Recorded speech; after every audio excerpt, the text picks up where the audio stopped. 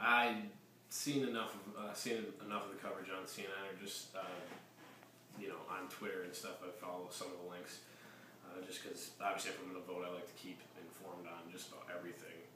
So yeah, I did have a pretty good idea of what you were talking about before you. As far as abortion, I'm typically against it, but it's not really such a medieval view as just the typical no, absolutely no abortions. There's certain conditions, like if the mother's life is at stake or if they're a rape victim, that I think it's you gotta kind of have that option there. I'm not black and white against it.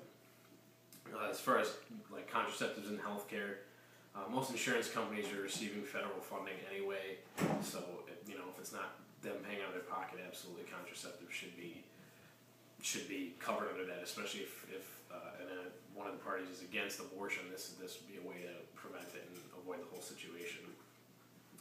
As far as defunding Planned Parenthood, I absolutely don't see how you can cut funding for them. It's because it's not just an organization that provides abortion or anything. They offer so many more different services. There's STD testing, breast, cervical cancer screenings, pregnancy testing, sex ed. They offer so many more services than abortions. I don't see how you can cut funding for that when they do so much, so many positive things. I think that's really dramatic to say. You can't. Makes them.